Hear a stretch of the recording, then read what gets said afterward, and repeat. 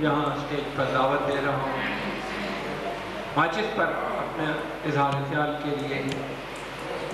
وہ کوئی چھپی شخصیت نہیں ہے، بزم دانش کے سب ایریو ایلیمنٹری ادب میں ایک اپنا نام جناب ملک بشیر جاہ۔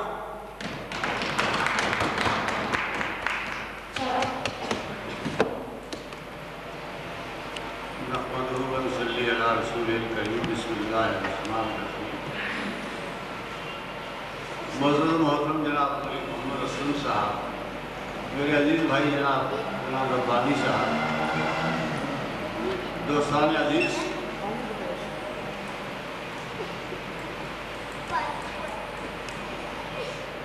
اسی طرح کی ایک تقریب کا تذکرہ ہے۔ بہت سے لوگ مجتمع تھے، جنوں اور بھوتوں کا وجود یا عدم وجود موضوع سخن تھا۔ کرسی صدارت پہ ایک ایسے صاحب براجمان تھے جن کے بارے میں مشہور تھا کہ وہ جنوں کے وجود پر قطعی یقین نہیں رکھتے۔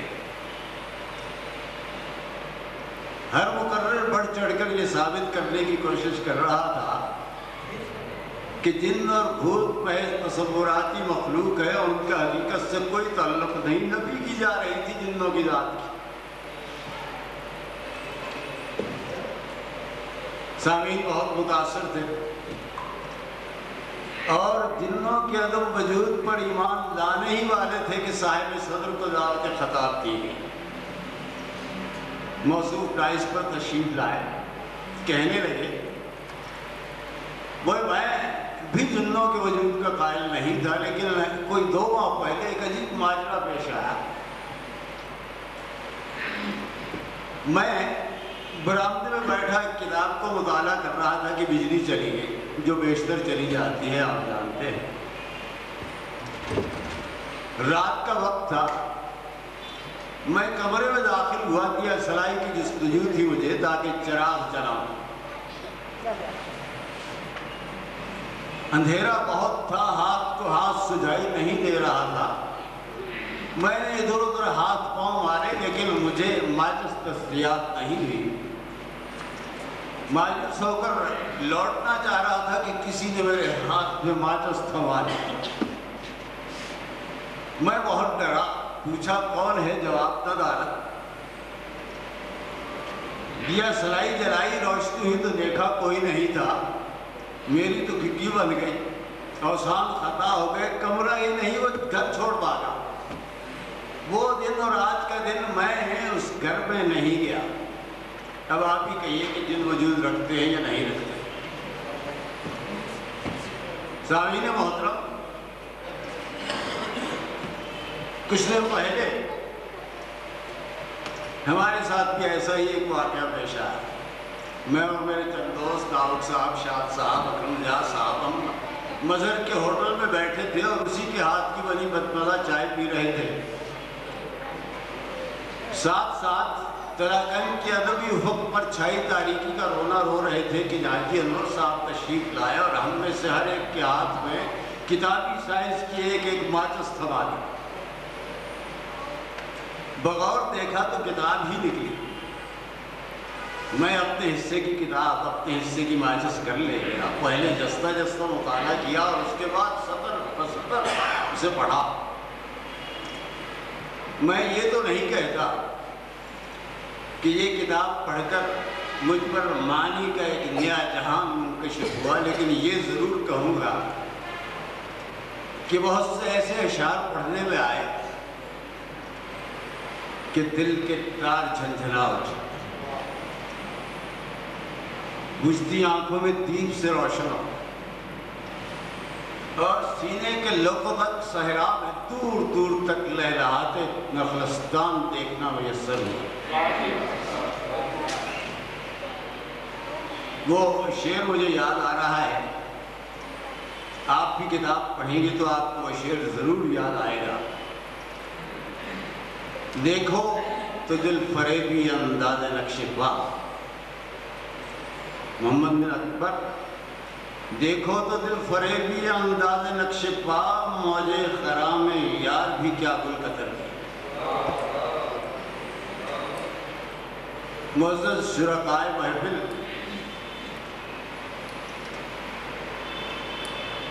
میں راشد امین سے متعارف نہیں ہوں، کبھی اسے دیکھنے اس سے مل بیٹھنے کے اتفاق نہیں ہوا، لیکن یہ ماچس کے مطالعے کے بعد مجھے یوں لگتا ہے جیسے راشد میرے ہی قبیلے کا ایک فرد ہے۔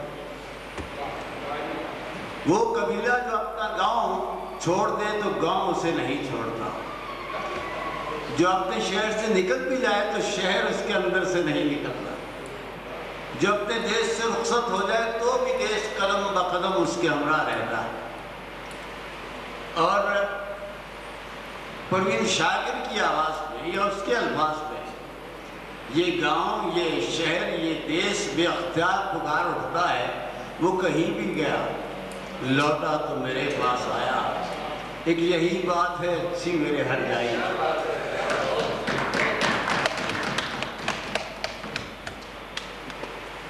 راشد امین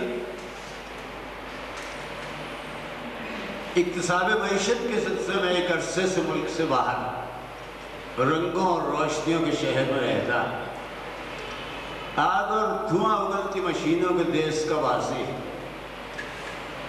لیکن وہ اپنے گاؤں کی معطر فضاؤں اور مقطر ہواؤں کو نہیں بھولا۔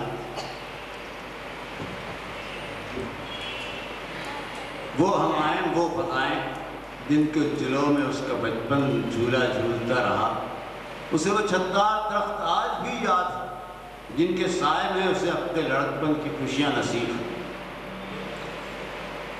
وہ گاؤں جہاں گجردم چڑیاں چہچہاتی ہیں، جہاں مؤذن دن میں 5 بار عبد اور معبود کے والہانہ تعلق کا اعلان کرتے ہیں، جہاں ماؤں، بہنوں اور بیٹیوں کی دعاؤں سر پہ تمبو تانے رکھتی ہیں، جہاں چوڑیاں کھنکتی ہیں، کنگن بجتے ہیں، آنچل لہلاتے ہیں تو دل کی دھڑکنیں بے ترتیب ہونے لگتی ہیں۔ میں راشد کے اشعار کوٹ نہیں کر رہا، میں نے کچھ لکھ تو رکھے ہیں لیکن وقت بہت ہو چکا ہے۔ اب ماچس پڑھیں گے تو آپ کو میری کہی گئی ایک ایک بات کی صداقت پر ایمان لانا پڑے گا۔ سامعین محترم، سائنس اور ٹیکنالوجی کا یہ عہد مسلمہ اقدار کی شکست و ریخت کا عہد،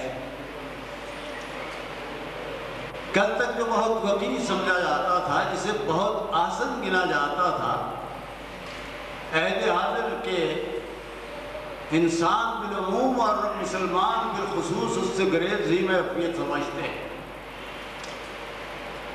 ذاتی مصلحت، ذاتی منفعت، ہر قدم پر ذاتی منفعت کے حصول کی خواہش نے اسے اندھا اور اندر سے کھوکھلا کر دیا ہے۔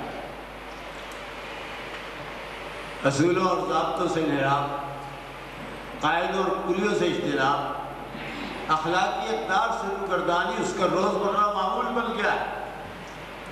ظاہر امین صاحب اتفاق کریں گے مجھ سے کہ اور تو اور اس نے افعال قبیحہ کے نام تک بدل لیے۔ ہیلہ رواحی کو سیاست، رشوت کو صلہ خدمت، مکر و فریب کو کاروباری مصلحت۔ میرے تاجر بھائی یہاں بیٹھے ہوں تو میں ان سے معذرت چاہوں گا۔ اخلاقی بے راہروی کو ثقافت اور بے حیائی کو جدید طرز معاشرت کا نام دے رکھا ہے آج کے انسان نے۔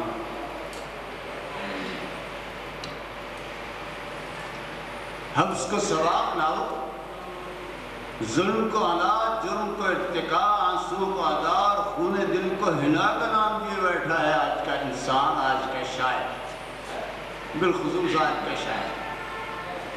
روئے سخن آپ کی طرف نہیں ہے، سب کی طرف۔ مکر و فریب کی اس دنیا میں، مصلحتوں کی اس فضا میں دل کی بات کہنا کاردارت ہے۔ اور راشد امین کا کمال یہی ہے کہ وہ یہ کام کر گزرا ہے۔ یہاں جو اشعار پڑھے گئے، خاص طور پہ جو جناب اکرم ضیاء صاحب پڑھ رہے تھے، آپ نے دیکھا ہوگا کہ کسی کی رنجش کو خاطر میں لائے بغیر، کسی کے غصے کی پرواہ کیے بغیر جو اس نے محسوس کیا بے کم و کاست کہہ دیا۔ اور دیکھا جائے تو اس حوالے سے وہ ہماری تحسین اور داد کا مستحق ہے۔ باتیں بہت سی کی جا سکتی ہیں، آخر میں چند شعر، وقت بہت ہو گیا ہے۔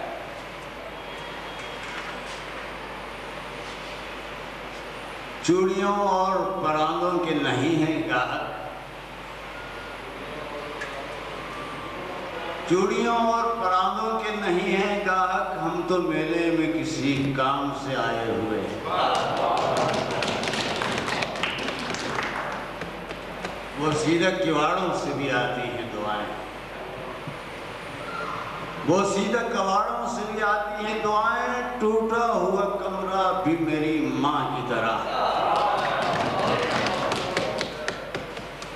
بہت خوبصورت شعر ہے، غم حسین کا صدقہ اتارنے کے لیے، غم حسین کا صدقہ اتارنے کے لیے، یزید ڈھونڈتا رہتا ہوں مارنے کے لیے۔